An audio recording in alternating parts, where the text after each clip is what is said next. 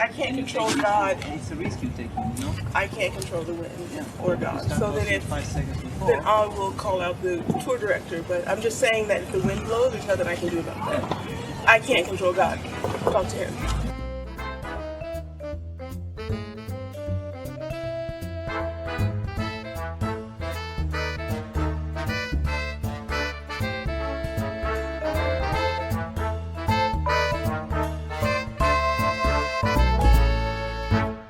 Hi everyone, welcome back to The Body Serve. I'm James. I'm Jonathan. I haven't done that in a while. No. I almost said the wrong name. This is episode 332. It is a mailbag episode. First, thank you to everybody who's contributed to our GoFundMe campaign. It has ended. It is over. All that's left is for you to send us your addresses if you've donated $100 or more. You won't have to hear any more from us about that. So thank you, and we move on. Now that I don't work Sundays anymore, which is a new life development that's quite exciting, I was able to be available to watch the Grammys if I so desired. I don't think we had plans to, but then I think we got FOMO from seeing stuff online, and we don't have cable anymore. So we found a bootleg stream. Don't commit that to tape. We paid for cable for one night to watch the Grammys. Okay. We'll go with that. If you are a hardcore Swiftie, I would just skip ahead, honestly. Yeah. I don't want to put you through it. We've probably lost followers like the last time we talked about Taylor, and I would just feel better if you didn't listen. That said, I would never criticize someone for what they liked, unless you liked like Nazi stuff. You know what I mean? Okay. Is that the bar? Yeah. It's a fairly low bar. You watch the Grammys at any point in the last decade and a half at this point, and you just know that there's a sense of inevitability of Taylor Swift winning awards. It's fine to an extent, I guess, in that we've conditioned ourselves to accept it. Right. We don't accept it. But, you know, it's something that's going to happen. It happened again last night. By all accounts, the worst album of her career, according to her fans. I've seen Not by so many all accounts. I've seen so many of her friends. I've seen so many of her fans refer to Midnights as mid, as it not being anywhere near her best work, Right. etc. Blah blah blah. I wouldn't know. I don't listen. I've never listened to an album. I just know what I've been inundated with from the radio. That's it. I couldn't tell you what good Swift is versus bad Swift. A lot of the fans said that Midnights wasn't very good, and they were surprised it won. I think the rest of the world wasn't that surprised that it won. It's just the unprecedented nature of someone winning 4 Album of the Year awards, and it being for this. Mm-hmm. When far more essential artists haven't even sniffed Album of the Year, never even been nominated. What did she win first? Pop album? Pop vocal performance? I don't know. You know, those awards are strangely named. And so she gets up there and she says, guess what, guys? Another album's coming. It just felt so sinister and rehearsed. It's like, I knew I was going to win this award, so I'm going to let you in on a secret. The secret is a new album. You release an album every year. How is this a secret? We get toward the end of the show. We start to see rumors online that Celine is going to be making an appearance. She's spotted backstage. And we're so excited at this point because we keep hearing reports that she's really down bad with the stiff person syndrome disease.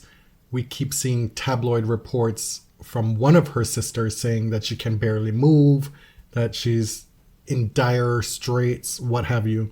And so this was great. This was exciting. Coming out to announce Album of the Year. And I was like, well, I know she's going to win it anyway, but at least there'll be this. Mm-hmm. Celine starts off by telling us that she won this award 27 years ago, and it was such an honor to have 2 legends present it to her, Diana Ross and Sting. And she's so happy to be here to present this award to somebody else. She announces it. It's Taylor. Continue. Taylor comes up with the entourage with Jack Antonoff and Lana Del Rey, and she does her usual I'm so shocked thing. Apparently Lana Del Rey was just off to the side on the stage. I doubt she wanted to be there. And she didn't know that she was going to be there. I don't know. I guess she was a collaborator on one of the songs. So technically, like, she could be there. But Taylor turns around, doesn't even look at Celine, and snatches the award out of her hand and then goes about her business. It was shocking. And we clocked it immediately. Then she gives her speech. She talks about Lana Del Rey being a legacy artist and how amazing she is. Lana has no Grammys, by the way. I'm agnostic. I'm not a Lana fan. I'm not a detractor. I don't really know her stuff. It was just awkward all around. It was tone deaf. And I think her peers in the audience at this point are incredibly bored. Taylor's going toward her and Celine starts to say something. She grabs the award. Celine is like, hesitating. What, should I stay? Should I go? And then she eventually goes. You have a woman who's come off her sickbed, one of the GOATs, to present this award. And you don't even acknowledge her. People are like, oh, well, it's because of her disease. Everybody knows that you shouldn't hug her. She was told not to hug her. She was instructed not to. Was she instructed not to make eye contact or acknowledge her in any way? Was she instructed not to mention her when she was speaking or act like a normal human person? The excuses were immediate. And then you got people online calling it the Zapruder film. Like, we're looking for something that's not there. Babe, we all clocked it the second it happened. We're not reviewing the tape. They start sending different angles of the drive-by. If you look at it from this angle, you can see that it definitely wasn't her intent. Yeah, we're not doing that. I'm not litigating intent. I don't care about intent. Do you know that thing where you hurt somebody, but you didn't mean to, but the person is still hurt?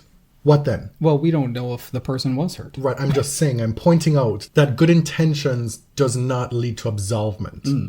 It's almost irrelevant. In stark contrast, in one of the first awards of the night, Miley Cyrus wins, or was the first award. Mariah Carey is presenting, and Miley goes on and on and on about Mariah. Even backstage, she was going on and on and on about Mariah, compared to this, where there was nothing. And we know not more than 8 short years ago, she did not like Mariah, because those comments are still in print. Right. Taylor's PR team works very quickly, sent out a picture of her and Celine embracing backstage. And then backstage, you see a number of people hugging Celine. Clearly, that wasn't the directive. I guess she's allowed to be hugged. I don't know where that fake news came from. The thing is, fans will interpret it one way. Those of us who are inclined not to love Taylor will interpret it based on our own biases, clearly. And that's how we are interpreting it. That is a level of generosity that I do not hold. Well, I'm thinking about the criticisms we got last time, that some of our critiques were below the belt. Okay. I'm just saying, to me, it confirms something that I've felt. Mm-hmm. But that's just me. I don't know her. It proved to me that she does not belong to the League of Singers, because singers respect singers. Game recognized game. Exactly. These young women, these young artists these days, they just weren't educated properly. You know what I mean? I don't even know if that's the case writ large. It was just a serious failing in this moment. Well, that's true, because Miley did what needed to be done, and probably more. The point is, it was so simple what needed to be done, and it wasn't done. And the excuses, I don't buy them. This idea that she's shocked. Listen, Taylor Swift is perpetually shocked. Mm-hmm. She's shocked at every award that she wins. And this is why it doesn't feel authentic. There's a certain level of inauthenticity watching her. Oh. You win everything. Yes. You win everything. What is surprising? You've won another album of the year. I guess the caveat here is that nobody has ever won 4. Okay. That's not what that little performance was on stage. Right. Getting up there, hugging every single Tom, Dick, and Harry when Celine is right there. I know a lot of the fans are like, well, why do you care? Just don't listen to her if you don't like her. The overexposure is too much. If you are an observer of pop culture, you have to deal with Taylor Swift. Like, there's no getting around it. I'm driving in my car. We pay for Sirius. And I have to be changing stations at least 3 times every journey. Right, which is not a major hardship. It's just like, enough. You can't see why we're tired. This is, of course, in a larger context that Jay-Z referenced directly in his speech, the Dr. Dre Global Impact Award. Let's not even get started on the name of that award. Why? It's like the Grammys do not know how to honor black people, so you get an award named after Dr. Dre. Well, they also continually award Dave Chappelle. 2 years in a row. Yeah. The broader context is that only 3 black women have ever won Album of the Year, despite shaping the culture in profound ways throughout the entire rock and roll era. The last black woman to win Album of the Year was Lauryn Hill, richly deserved, in 1999. But you have seminal albums continually ignored. Rihanna's Anti was not even nominated. For me, Anti is one of the most essential albums of the past 15 years, period, by anybody. And then, of course, the Beyonce snubs. Morning Phase by Beck wins over the self-titled. Fine, honestly, self-titled wasn't my favorite. But then you get Adele's 25 over Lemonade. Adele even thought it was ridiculous. How to dismantle an atomic bomb over the emancipation of Mimi. Like a late era, inessential U2 album. This is not Joshua Tree we're talking about. This is the era in which Apple was forcing everybody to download U2 albums. You announce the winner, and then We Belong Together starts playing. Why should Mariah Carey ever set foot at a Grammy Awards ever again? She did this year because she's clearly very pleased with how she looks and wants everybody to see. And of course, last year, Harry's House wins over Renaissance. This year, it was SZA's SOS, the most nominated artist, an incredible album. Yes, music is subjective. There's no correct answer. We have all read The Death of the Author. We got it. Post-structuralism. But what are we doing? It's the whiteness of it all. That's what does not feel good about this situation. Yes. The Grammys have been historically conservative. They frequently honor inessential albums by people they deem legacy artists. We're talking at this point they're honoring an inessential Taylor Swift album, which I think what they're honoring is the only person left in the industry who sells a massive album commercially. And I think they're honoring her keeping the music industry afloat, basically. Grammy voters said, we didn't vote for Beyonce for Album of the Year because she's won too much. Why does that line of thinking not apply to Taylor Swift? Right. And also, who honored her too many times? It was you. Jay-Z stood there and said, not to embarrass this young lady, but how can she have the most Grammys and never Album of the Year? It doesn't make sense. Right. The math is not mathing. Oh, there are too many collaborators. There's always an excuse. We see this in tennis, people making excuses about why there's no pay equity across the tour. And the reasoning always changes. So for Beyonce, there were too many samples, too many collaborators. It didn't feel like a work done by a singular artist. Okay, SZA has barely any samples, very few collaborators, very few songwriters. That's not the reason. It's never the reason. I found myself in preparation for this segment Googling last night, does Taylor Swift have black friends? Please. And there have been articles written about it. It was actually very interesting to go down that rabbit hole. Oh, there's this entire genre of black Swifties who have had to come to grips with their Swiftie fandom. Really? And they've written about it, yeah. And how they feel oppressed in black circles, that they can't reveal that side of themselves to their black families. Oh, well, that's none of my business, clearly. I do remember that phase where she had that like white feminism convention, that group of friends like Lena Dunham and that lady who married the Kushner. Kloss? Yes. There were a number of white women who would get together and be Taylor's feminist friends. Mm. And she was clowned for that. Remember? Because it felt so performative. I think I said to you last night, in the immediate aftermath of watching that whole debacle, was that stage felt like the shortcomings of white feminism. Mm. Can you explain? Well, no, actually, I'll take the bait. Okay. It's because it's a feminism based on personal achievements, not on structural change, right? Correct. One that doesn't take into account the needs of minority women or doesn't center them at all. Like, if you get something, you get something, but, you know. And Taylor doesn't have to be that, but if you're someone who's so successful, so rich, so famous, you're going to get the criticism, and it just comes with the territory. I'm so sorry. If that's like your great hardship in life, then so be it. You can't be out here winning everything, selling out everything, selling everything, making all the money, being that girl, and feel like you're impervious to critique. It just doesn't work. Operating on that elevated level of capitalism, it's impossible. I am very proud that about 9 years ago on this podcast, we compared pop stars to tennis players. And my analog was Taylor to Maria Sharapova. But the difference is Maria has changed in retirement. So we'll see. We'll see. What was the comparison then? I can't remember because personality-wise, it doesn't seem to fit. No, it was... Well, there was obviously the demographic similarities, but there was basically Maria was at the time the highest paid woman in tennis, not necessarily based on her achievements, but based on who she is and what she can sell. Or her talent. Right. Or her ability. And so to me, the comparison was quite obvious then. Gotcha. Now that you've refreshed my memory, 5 stars. Finally, I think maybe one of the most rapidly shared photos in the history of the internet was that hug with Celine backstage.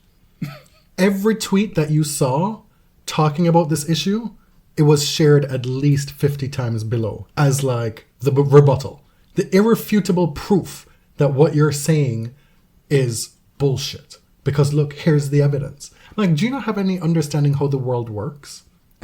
I don't understand. Do you not know that PR and communications is a thing and it's very sophisticated for an artist of her caliber? Anyway. One last thing. I wanted to add something. And this is not about Taylor, so you can feel free to listen. But when we were talking about the broader context of who's recognized by the Grammys and in the industry in general, pop music is something that was created by Black people, and the many genres we currently listen to. Every genre was created by Black people. American music that's been disseminated across the globe, K-pop, owes itself to Black music, right? And I was thinking about when Jan Wenner, the founder of Rolling Stone magazine and the Rock and Roll Hall of Fame, wrote this book, and he excluded Black artists as being like, he was writing about the masters of the rock and roll era. And he gave an interview where he said that he didn't find any Black artists who basically articulated themselves and thought deeply enough about their craft that they were worthy of inclusion into his book. And it's this larger concept, and you see it in sports as well. And we've talked about it quite a bit on the podcast. For many years, Black men weren't quarterbacks, that Black athletes were seen as having this innate physical ability rather than intellect. In music, you see this idea that Black people create from the soul, right? That there was no intellectualization, that it was just purely God-given. They couldn't help but have rhythm and be able to create these sort of bass, guttural, musical expressions that came from somewhere deep, that there was no training, that there was no real talent or genius behind it. And it's essentially the fast twitch muscles of music that, Black people are great athletes only because they've been given these genetic differences from the rest of us, not because they work hard. But we repeatedly honor white artists who interpret Black genres in a way that we feel is elevated. The Grammys, aside from that, were actually quite entertaining. There was a lot of good stuff. I love that they spread the wealth in the R&B categories. We got, of course, SZA winning a few, Victoria Monet winning Best New Artist. Do you know why it was better for us this year than most other years? Because the Grammys tried to do this thing where they blend the old with the new. we're old now, and we're old enough now where the old is what we grew up with. Sure, fair enough. So Tracy Chapman, Mariah coming out, Celine coming out, all those things that were of super interest to us in our youth and gives us that sense of nostalgia now. Right, but it was also good. It was. It wasn't Bob Dylan croaking out whatever. It was Tracy Chapman. Right, but I'm sure the old people back then who would have been interested in Bob Dylan were very happy to see Bob Dylan. Okay, I'm not saying it was the best ceremony I've ever seen. I'm just saying there was a lot to kind of bite into here. Well, I'm just trying to give a theory here. Okay. Just trying to give a theory. Anyway, Miley Cyrus, I was happy that she got her first Grammy for, I think, the biggest song of her career. My favorite Miley song is Malibu. I wish that had been honored back, I don't know, like 6-7 years ago. I will always get up for Party in the USA as well as The Climb. Oh, we're going old school. But I couldn't help but feel happy for Miley because clearly it was important to her. And that's what's galling about this is that we do this every year, right? We've done almost a segment almost exactly the same when Beyonce lost to Harry's House, when Beyonce lost to Adele. I'm sure we did a segment like this. It's galling because the artists themselves actually do care. You know, we can say who cares about the Grammys or whatever, but SZA cares. Miley cares. Beyonce goes. Why did she go? We know why she went this right. year. But still, like, it would be so easy to dismiss and say nobody cares about the Grammys. But clearly the artists do. Mm-hmm. One of the absolute highlights was the duet with Luke Combs and Tracy Chapman. Tracy Chapman sounded like butter. Exactly the same. Incredible. Just exactly the same. Effortless. It seemed like the crowd didn't quite know who was about to sing. To begin with, they just heard the guitar strumming. And then there was this moment where Tracy saw that the crowd realized that it was her. And then she got this big smile. She's a notoriously introverted person. Doesn't like the limelight. But that was a cute moment to see her have that moment. That was directed so well. To have her in the dark and then have her revealed on camera and for the audience. It was really like a goosebumps kind of moment. Joni Mitchell, I didn't know that she was going to be performing in-house. Oh, I thought you were going to say I didn't know that she had all those blackface pictures back in the day. Oh, every time. I know, I can't. I mean, there's no excuses. There's nothing to defend. I can't make excuses for it. There's nothing to defend. Right. I hope you're not asking me to defend because I cannot and will not.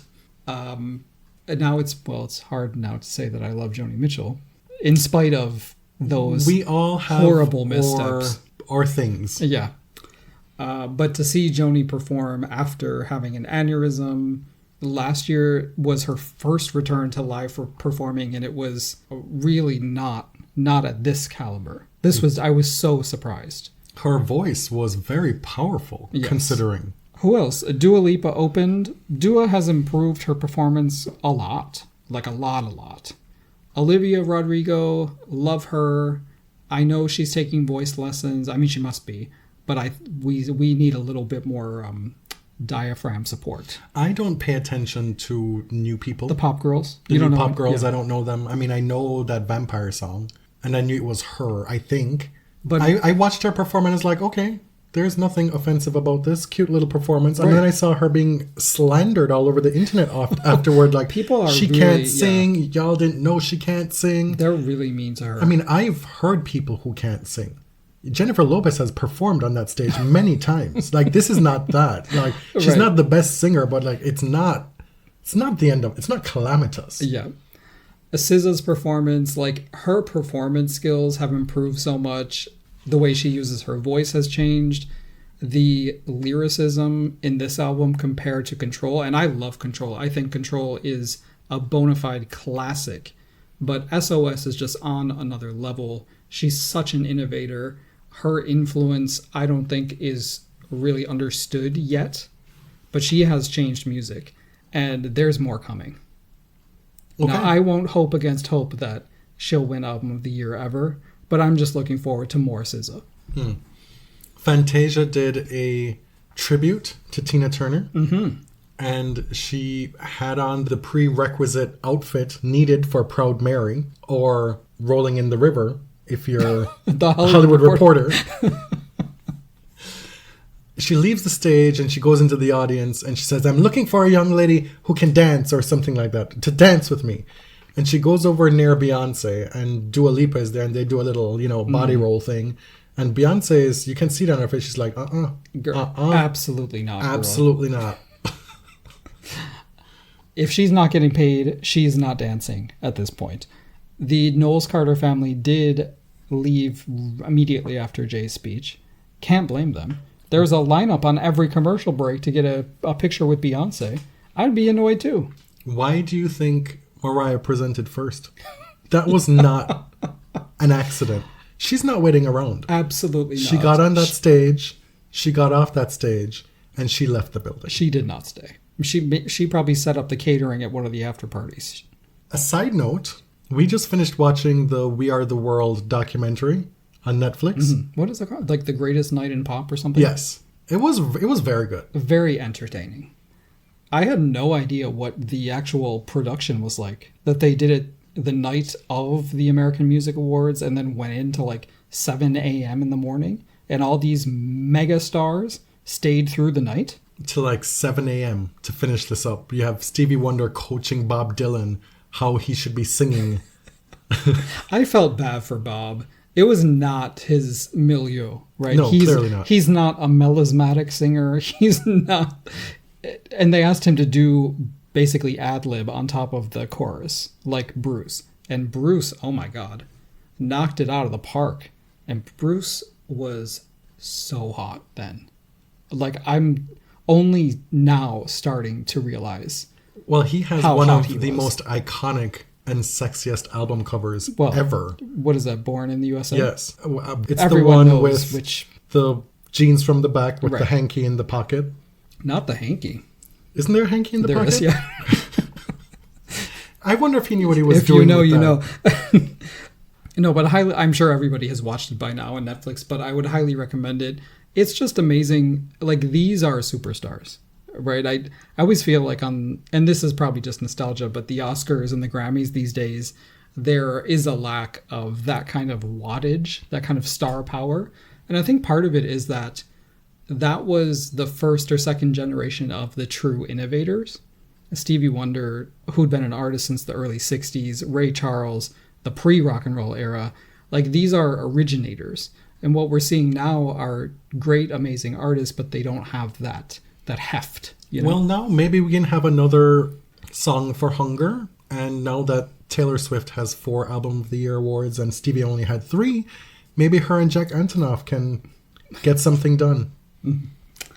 Jackie Wilson says, this is a segue here to get into the questions. Wasn't Serena's Grammy look stunning? It was. And Jackie told me that apparently she was there to present Green Day with an award at their request. Because Serena is a big Green Day fan. Their most famous fan, perhaps. Damien asks, do you think Fran Lebowitz is a little interesting or do you find her insufferable? Now, the only thing I know about this woman, and maybe this is a severe shortcoming on my part, is her interview with Ziwe. And it was not good. So, based on that, I say insufferable. I think this is a question directed more to me. First of all, I loved Pretend It's a City, which is the documentary by Martin Scorsese, where he interviews his friend Fran. Fran Lebowitz has been this figure that no longer exists, right? Kind of a cultural critic who just comments on things. And that's really her only job. She wrote for Interview magazine back when it was this trailblazing publication in the 70s. She's the kind of quintessential New Yorker, and she just writes about stuff. I remember Interview magazine in the late 90s with Ryan Phillippe on the cover. Of course. That was something. Okay, but that's not really related. I understand.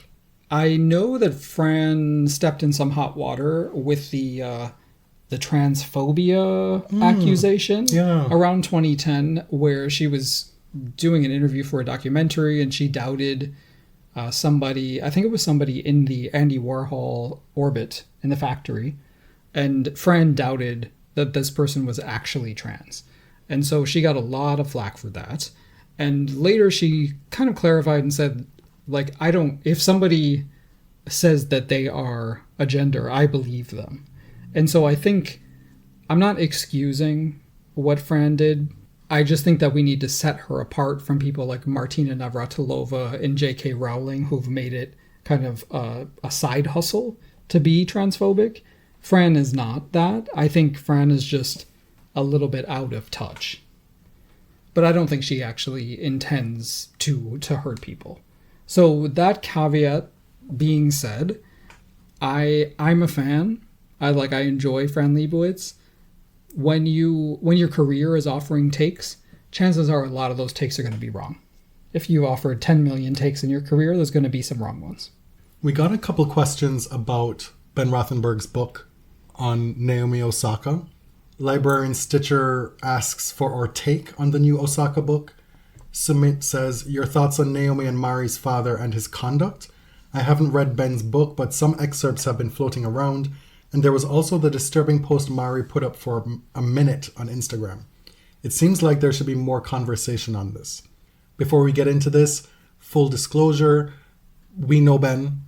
Ben is a big supporter of the show. He's donated to our campaigns repeatedly. Yeah, I mean, former frenemy, so now he's sending us the book. That's the full disclosure. I'm so slow. During the Australian Open, I stopped reading. I'm so sorry. I know I said I was currently reading the book. I didn't make much progress. But Ben is a very thorough reporter. What I've read so far, I've really enjoyed. The thing about Mari Osaka's post, and it's possible that a lot of you did not see it or aren't aware of it, an account with her name. I don't even want to say it was definitely her, because maybe it wasn't her, right? Her social media account posted a diatribe about her and Naomi's dad, accusing him of abuse. It was really difficult to read because it felt like you were seeing something about someone's family that you shouldn't be seeing, like you shouldn't be looking at. Mm-hmm. And it was deleted quickly. The account was deleted quickly. So we don't know if it was even her. If it was her, it was very disturbing. Yes. And it ended with a threat that if you ever step foot in that house again, that fill in the blank. Right. And so I hope for the Osaka family's sake that it wasn't real, that it wasn't true. I have no way of knowing. I was surprised that there was really no discussion about it at all. And I mean, that includes us.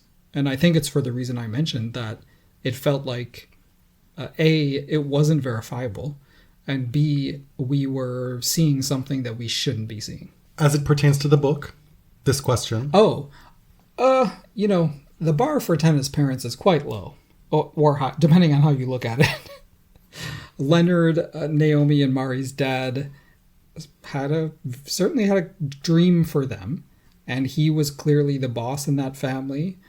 Tamaki, their mom, had a job in the city. She was the one, making subsistence for the family, essentially. She was paying the bills. And one day, Leonard decided that he was moving the girls to Florida, and Tamaki just had to deal with it. And so it was clear that he made the decisions.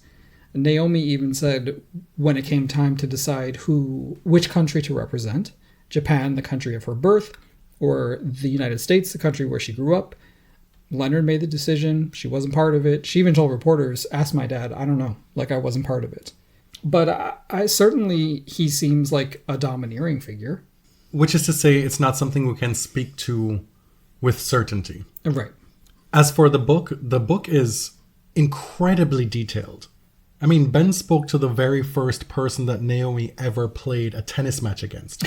Tracked that lady down. If you've ever read tennis books, good tennis books, you know, or you come to expect that you're going to get tidbits that are tangential, that are juicy, but not necessarily directly relevant to the subject matter at hand. And we get those here. Do you know what I mean? Like, you're going to learn a lot. Mm-hmm. And we're also mentioned in the book. I just discovered that the other day. That was a surprise. Look us up in the index. When Mari Osaka retired from tennis, we did an episode with the title of her famous statement from that retirement post. Mm-hmm. And it's mentioned in the book. So thank you for that. We're in print somewhere. If you're on the fence, I would say it's definitely worth your time buying the book, getting the book from a library. We have so few tennis books out there. And I feel like there's a lot about the Osakas that we don't know, despite her being so exposed. The one qualm that I had from when this book was even first announced was the subheading. Right. That I was like, huh? What? Like Why? finding her voice, Yeah. that kind yeah. And is this white man going to help her find her is he Right. best equipped? I would say that whatever your feelings are about Ben, that shouldn't dissuade you from buying the book if you are interested. And even if you aren't necessarily interested in Osaka, there are lots of other things that you can learn from the book. And you can still read a book with a critical eye. I mean, we do that all the time, right? Like, it's part of being an adult, right? In a similar vein, Shola asks, what tennis player memoir would you run to the bookstore to get? One that hasn't been written yet. I don't know that there's anybody currently other than Ostapenko Oh, I was going to say her that too. I would want to hear their thoughts while they're currently a tennis player. Because I feel and I trust and I know that that book would be dynamite. There'd be a lot of saucy, juicy bits. Oh, yeah. If I were to go back and read a book, or if I want a book from a tennis player, I want them while they're actually playing, while they're not too rich, while they're not too famous, where they don't feel like they can't say certain things. A book in the vein of Pam Shriver's Passing Shots, where stuff is going to be talked about. You know, I feel like books aren't written like that anymore. No. Even No. Mandlikova's book that she wrote at the tail end of her career, she talked about stuff. And that's what people want to hear. There's a tendency for it to be so pristine. Oh, of course. We talked about this recently, actually. Like, would I love to hear Venus's story from Venus? Of course. But definitely not the way that do she's you- going to tell it right now. Exactly. Like, what book am I going to get from Venus now? I'd love to read a book by Dasha Kazatkina.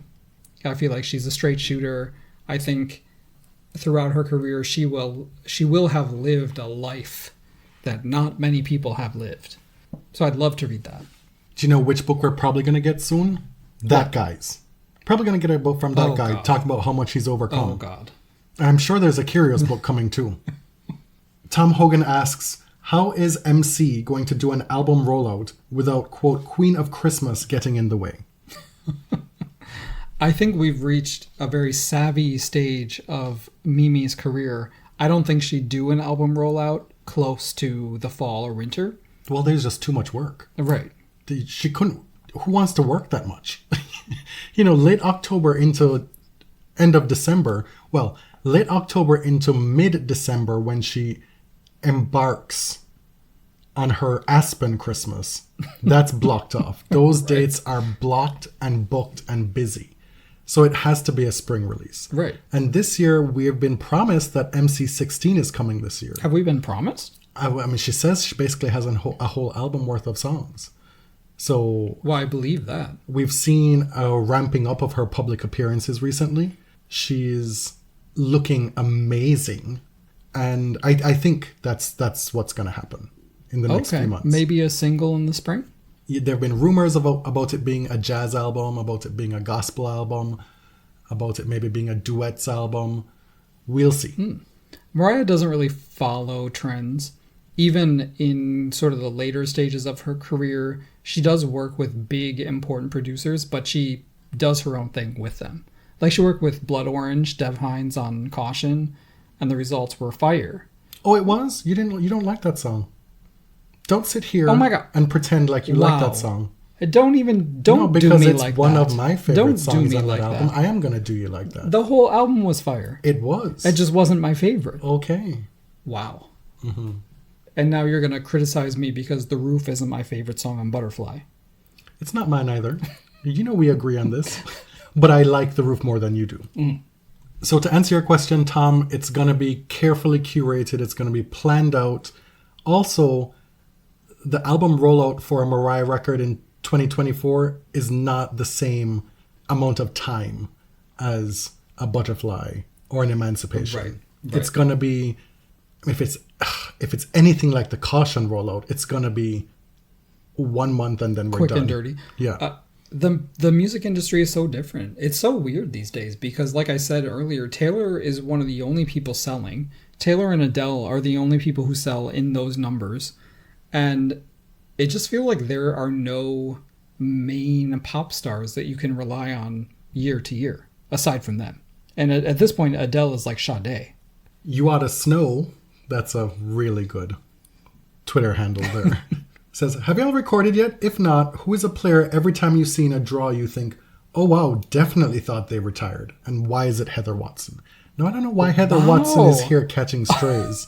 Not Heather Watson. She's out here trying her ass off in qualifying of everything. I do this a lot, but now I can't remember the people. It was Feliciano Lopez for 4 years. Well, it's these people who say that they're retiring and they never do. Leighton Hewitt was another one for years. I thought he had retired and then he just kept showing up places. Kevin Anderson did retire, but now he's back, or he was back. I can't keep track. Was back. Right? I'd forgotten he was back until you just said that. Right? Do you have any? I'm just in a headspace where people show up and they play and I'm like, okay. Because people retire and unretire so many times. Right. So that this question doesn't hit the way it did when we first started the podcast, if that makes sense. Mm-hmm. But the answer definitely would have been Feliciano Lopez. Yes. And we think he's finally retired. Well, and there are a few like Svetlana Kuznetsova, Fernanda Verdasco. Are they still playing? I know that Svetlana has not officially announced her retirement. I don't know about Verdasco, but I feel like he hasn't. Yelena Jankovic for years, remember? She had never officially retired from tennis, but it was clear that she was gone. I think the one person now for me would be Fonini. Ah, yes. Tony Giovannitti asks, with climate change, do you think tennis will ever reconsider its schedule? It's a great question, and it hints at a larger problem, right? That we're all experiencing. Yes. But to think that tennis is going to willingly take money out of its pocket, the answer is no. No, he didn't say that. He said, will it modify its schedule? Now, we don't know about the implications to profit. What do you think that means? Less tennis, less money? Okay, or maybe you have a tour run by Saudi Arabia and the money is just flying in. Or you have a tour run by people who know how to attract better revenue streams and the money's coming in. Right. Like I know you're it's not a leading question. I know you're an English major. So when the question is framed with climate change, do you think tennis will ever reconsider its schedule? Meaning, will tennis, because of the climate crisis, consider changing the way it operates business for the betterment of its players? Yeah. The globe, the world. No, that's my point. Yeah. There'll be nothing altruistic about this. There'll be nothing. Tennis will not do anything on this scale that's not entirely self-serving. That's what I'm thinking. Yeah, and I think you just have to look at it in a pretty straightforward way. Like, unless there is a profit motivator, and this is true of all industries under capitalism, tennis is not going to voluntarily change its schedule unless they stand to lose money. Now, for such a conservative and uptight sport, tennis has been open to some innovations recently. Of course, they changed the way we call lines. They've introduced different types of tiebreakers across the slams. They've embraced technology in innovative ways. And I'm not saying that all of those innovations are good, but tennis has shown the capacity to change. But as far as the scheduling, I think as long as they think that this is the best bet for running a tennis tour, for generating revenue across the world, then this is what they're going to do until it's impossible to continue in this way. Vikesh asks, bit of a standard question, but who do you think will be the next first-time slam champ on the WTA and ATP? This is a question that we get pretty much every time we do a mailbag question. And probably rightly so, because every time we do, there's been a new slam champ recently, especially on the women's side.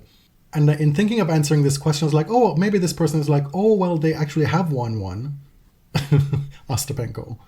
Or it's hard to say. I have no idea how to answer this question or who to even put because I've learned my lesson. Right. I would say on the women's side, Muhava maybe? Zhang or Muhava wouldn't be bad options. I would say maybe on the men's, it's harder because someone like Holger Rune, I'm not going to pick to break through in best of 5. I'm just not. Until I see it happen, I'm not going to predict it. He can't get through best of 3 matches right now. Right. He's not well physically. He would be the obvious choice given proper fitness. Taylor Swift, no. No. A kind of out there pick. Maybe. I've said Taylor Swift before. I've answered this question with Taylor Swift. Right. On the women's side, maybe, I don't know if this is an out there choice, but maybe Linda Noskova. One of the Lindas, one of the surging youngsters, could do it. And someone with her power might be able to, swat through seven matches. It may just end up being that guy, sadly. Oh, God. On the men's side, Come on. He keeps getting to the back end of slams. One of these men is going to allow him to do it at some point. Well, we'll cross that bridge when we come to it, I guess. Now, if it were somebody who I want to win a first slam, it would be Grigor. It would be Rublev. It would be Casper. I suppose one of the big bets for a lot of people would be Shelton. I think we're still a few years away from that being a realistic thing happening. Bob's your uncle. Adam asks, why do you think the ATP, Netflix, and co keep protecting that guy? This is something we've thought a lot about. And we've gone through, I don't get why they're investing so much, why they're protecting him. Is he that important to them? And I think I'm going to go with the Occam's razor route and say it's actually a lot more straightforward than we're making it. This is the sunk cost fallacy. They've invested a lot of money in this person, a lot of time and attention in this person. And I think they continued to invest throughout his scandals. And at some point you realize, I've sunk so much into this person, I have to keep sinking into this person because they're already paid so much, right? That's the sunk cost fallacy. Well, we learned that the Netflix thing was a pay-for-play situation. Yes. The ATP, on the other hand, that's just complete negligence and do not give a fuckness. I don't think that's all it is. What have they invested in him? What has the ATP Tour invested in him? Well, I don't know. I mean, they've made out that he's one of the next superstars for years. Right. Right. And in that time, he has not won a slam. There have been new stars that have come about. Put those energies toward Carlos, toward Ben, toward Holger. There's any number of routes that you can go, but they still choose not to. Mm-hmm. It's because maybe they're afraid of his legal team. I think that's a very big part of it. That's also part of it, is that he has a powerful and very aggressive legal team, as we've seen. They're afraid. Anything they do, if they don't allow him to participate in something, they're afraid they're going to get sued. Even if the lawsuit has no merit, it's not like they want to be playing around with these legal fees. It still takes up time. Mm-hmm. It takes up resources. It's bad PR. Right. When you have a player suing the organization. And so when you can just sit back and do nothing and only have your interns have to deal with the online stuff. With us. Right. Like, why do anything different? On a global scale, it's been child's play so far. It's just been a bunch of us online. What would it take for them to really feel like who would have to do something or what would have to happen? Roger Federer. That won't happen. Rafa Nadal? They've already demonstrated that's not going to happen. I'm going to make a connection between that and Traitors. Tom Hogan asks, do you prefer the US or UK Traitors?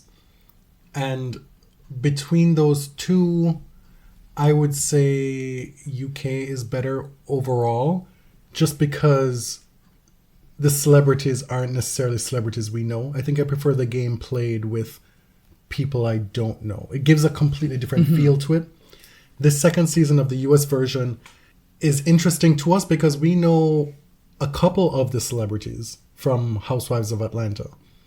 Sheree, who is perpetually useless. doesn't know anything that's going on, doesn't know the rules of the game.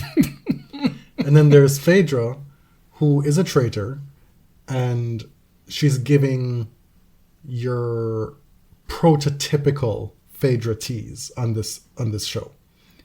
Phaedra is one of the biggest liars in the entire Housewives universe. She is made for this game.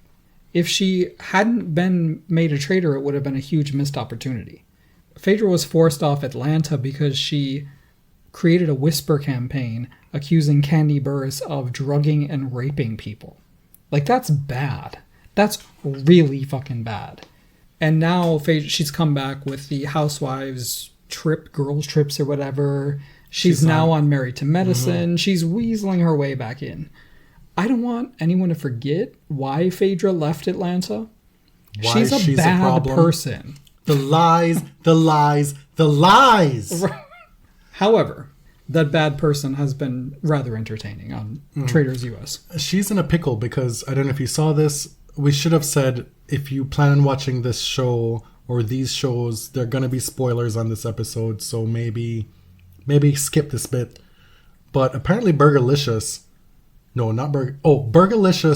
dropped this nugget that during the last episode, Pete, the Bachelor, fingered Phaedra as a traitor based on Dan's accusations on her. Which, if we are a follower of the show, you know that that's a logical next step. Mm-hmm. But the producers didn't show us him doing that. And so the heat is going to be on Phaedra now, based on that. So it'll be interesting to see if she's able to weasel her way out of that. Traitors is a thing now. It's huge. I only just discovered that there are several non-English speaking Traitor seasons. Multiple. There's Netherlands, there's France, there's Spain. I think didn't it originate in the Netherlands? I think so. Yeah. And I've watched all of the English speaking ones now. I just finished season 1 of Australia, which was the last one that I had to watch. I've watched New Zealand, I've watched both US and UK, US still ongoing, and we watched Australia season 2 together, which was wild. Those are some of the stupidest people that have ever lived on this planet. Hannah from Below Deck Med, who was the chief stew for 5 seasons, not great. But the thing is, on Traitors, you can survive as a faithful for a long time if people think you're not a threat. If you are continually wrong. If you are a useful idiot. Exactly. And that was Hannah. It was Hannah until... Finally. And then she was immediately evicted. You can't say the M word. But where I'm tying this back to whiteness and maleness and protecting people and believing people with that guy, Zverev, and the Traitors. Season 2 of Australia, Season 2 of UK, Harry, and what was that other guy's name? Paul. Harry and Paul. Crazy. Like, Paul would show up and everybody has seen murder after murder after murder after murder, and there is no other logical conclusion than it is Paul. It is Paul, it is Paul, it is Paul. They form a plan, they have the votes, they go to the round table, somebody leads the discussion and says, well, these are the reasons why, da da da da da da da da. And Paul simply turns his head and says, well, I just find it interesting that you haven't said much this entire time, and now you're saying this. I think you are the traitor. And then everybody's like, oh. And everything disappears. Everybody's like, oh my God, that makes so much sense.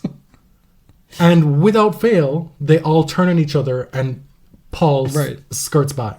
And that is the white maleness working right there. That is the only explanation for me. The reason you say that, we've talked about it, is that's a trend across all of the Traitor franchises that we've seen in the English-speaking countries, including Canada. You forgot Canada. We watched season 1. Yes. Yeah. Well, except for Australia season 1. That was one of the best seasons I've seen so far. But in Australia season 2, and again, there are spoilers here, Sam, who called himself the sheriff the whole time.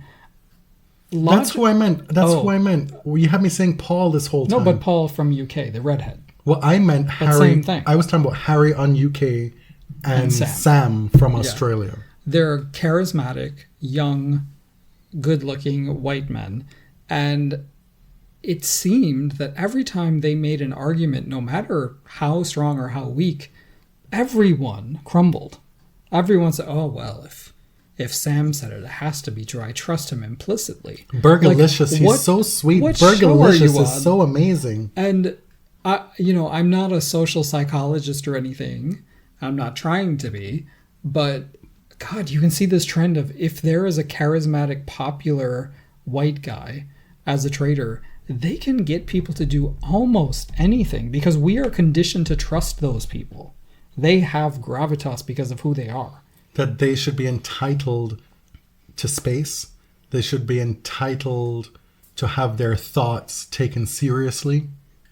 It's a wild social experiment. I know it's a reality show, but it's infuriating. Yes. That Sam season on Australia season 2, I screamed at the TV so many times. I cussed a blue streak, but please stay for the end. Please, please, I beg you, don't give up on the season. If anybody has seasons of Netherlands or Spain or what have you with English subtitles, please send me a link because that's what I need to be doing next. All right, we were talking about misogyny. Let's segue into this question from Trixie Belden, aka Sharon H. on Twitter. Okay, gonna go there on this chestnut, and I know it's been done to death, but what about women playing 4 sets with a 5th set match tiebreaker at slams? Actually, I don't think this part has been done to death. I think you're introducing something new here. Yeah. Right? People just say either best of 5 or best of 3. They don't really posit this as an option. And she says best of 3 can be over in a blink, and nerves can play a part. Would love to see more opportunity to reset within a match. You don't have to convince me. I'm with you. I don't know if I'm with you on the 5th set match tiebreak, because I think it'll be used as an excuse to say, well, they're still not putting the requisite hours on court. It's still not equal. I think if you're going that far, you might as well just play a 5th set, right?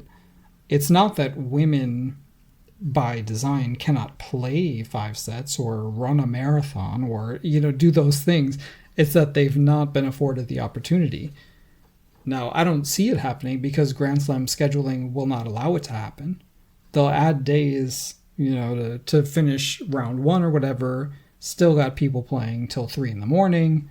I don't see them changing the way they approach scheduling fundamentally, but women can play 5 sets. Right. They're going to tell us that they can't do it because of physical limitations, but the rub here is that they will never agree to it. Right. Men's tennis has to be featured at all costs. I can't recall a tournament with as many 5-set matches on the men's side as I did in Australia. And part of the reason for that is, and this dovetails into another question from Tennis in the Park, or is it Tennis in the Par 1? Yeah, but Tennis in the Park. They said after Sampras and his serve, court speeds were slowed. With slower court speeds, we had a nice golden era. But then we saw more players resort to a pusher game style, not trying for winners. Would quickening court speeds help offensive tennis or bring back the 90s problems? It's not just the court speeds. Andy Roddick said it recently that it has to do with the strings as well. It's court speeds and strings. Tennis is just a different game. And the way the men play, it's not just the slower courts. It's not just the strings. It's the style of play that men play as well. They push. Right, but the premise here, the conditions? Yeah, the premise here is that they push because of the conditions. I'm not sure that that's the case. I think that's one of the contributing factors. Well, the strings are totally different. They make it much easier to hit accurately, as you know, and to generate power more easily. So you have players that hit quite a bit harder than the power hitters of the past, just because they have different equipment, but they're not considered the power hitters of today. I think the late 90s, early 2000s is not really a period we want to go back to in men's tennis. At the same time, it was a golden age of women's tennis. Serve botting in men's tennis sucks, but big babe tennis in women's tennis is awesome. I can't explain it. It's just a universal truth. I think it's more likely that men will play best of 3 than women will play best of 5. Yeah. There's just only so much time allotted for both 128 player draws in a slam, for both draws to be playing 5 sets. I just don't see that logistically happening. Yeah, I think there's been much more noise on the side of shortening the format than elongating the format on the women's side. And as much as fans and equal pay detractors might like to see women play 5 sets, the people who actually run tennis do not. There is no popular movement toward that from within the sport. I think quickening the courts is fine. You still have clay courts. You still have grass as a differentiating surface. I think it'll play most notably on hard courts. And people return differently than they did in the 90s. Medvedev, Rafa, there's ways to mitigate the big serve. It's just a matter of whether you have one player who is so good in all aspects of their game with the GOAT serve. Right. Should you really change an entire sport in the way it's played because of one player? I would just like to see a continuation of variety in court speeds, as long as we can keep that. Damien asks, if you could have dinner with 3 or 5 tennis players or figures, coaches, designers, etc., past or present, who would it be? I feel like the designer part was put there for one specific purpose, and I'm going to take the bait because it would be Ted Tinling for me. And I feel like I've answered this question in the past, and he's been there. I want people who cross generations, who are able to speak and spill the tea about as many people as possible. And he's one of them. I would like maybe Gladys Heldman. Yeah. I feel like she'd have a lot of stories to tell. And then I would go with Arantxa Sanchez Vicario, because I want to know what's going on right now. And I want to know historically what has gone on. And I'd like to know what went on with her and Yana. I would like to know a lot of things about my formative years in tennis. Okay. I haven't thought a lot about this question. I know I've answered it before. Ted Tinling has been on my list before. You can't use mine. But I would definitely say Bud Collins. Suzanne would be on my list. Helen Jacobs, definitely, because you need some queers on the list. I mean, we know the tea. We know how to gossip. You need gays at this party. A few others I might add, probably Hana Mandlikova in 1981. Okay. I would like to talk to Pam Shriver. I would like to speak with Gloria, Jimmy Connor's mom. Oh. Not Jimmy, but Gloria. Okay. Jewel asks, have tennis kits gotten demonstrably worse in recent years, or is it just me? Is there a greatest era for tennis fashion, or is it just player by player? I think on the whole they've gotten less creative, less daring, unless you're with a smaller brand. Nike and Adidas aren't really doing anything super interesting. I mean, a lot of times they don't even fit. Some of the Nike and Adidas kits are super nice if they're actually cut well for the person wearing them. But the best era in tennis kits is probably the 70s. You had Ted designing all these outfits at the start of the Women's Tennis Association. Like, come on. Outside of that, recently, Serena and Venus, when they unveil their kit. When Serena takes off the cloak after the warm-up, when Venus shows what the latest 11 design is, Naomi has that on a much smaller scale element to her kits and the reveals right now, but nobody else really, except for Ostapenko. And maybe Francis. Well, no, but even then, those players wear something bold maybe, but it's the same silhouette. Yeah, it's not a custom. It's not. Back in the day, I just feel like you had more brands. You had Tacchini, you had Puma. I do love what LS does occasionally in tennis.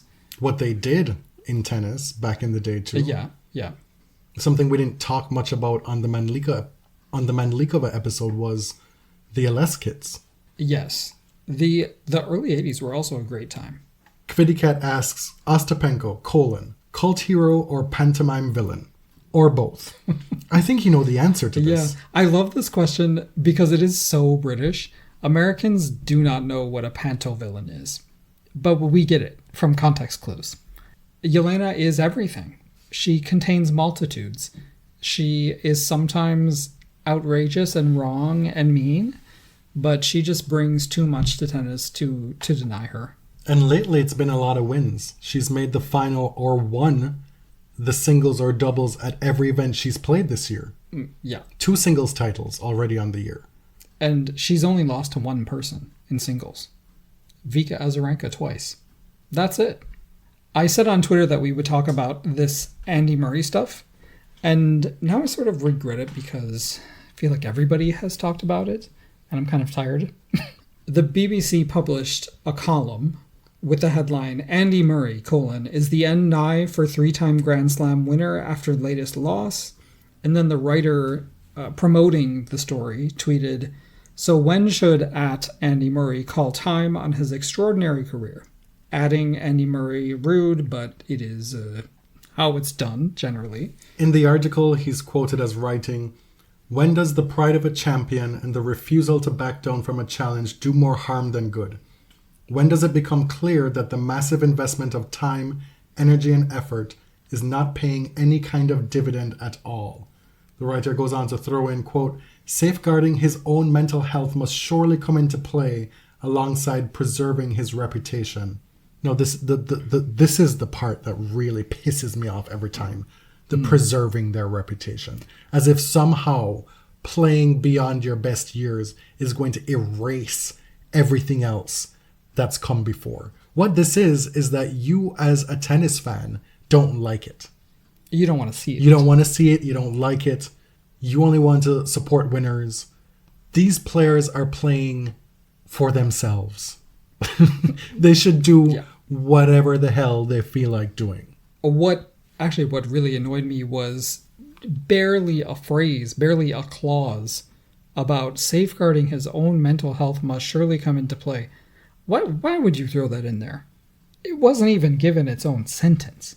I mean, let's just not... Can we stop pretending this is about his mental health? I feel like that was added in so the column would be more digestible. It was about clicks. You added Andy Murray, you tagged him in promoting this story. And you got him. You got the engagement that you wanted. And so Andy claps back and says, tarnishing my legacy? Do me a favor. I'm in a terrible moment right now, I'll give you that. Most people would quit and give up in my situation right now, but I'm not most people. And my mind works differently. I won't quit. I will keep fighting and working to produce the performances I know I'm capable of.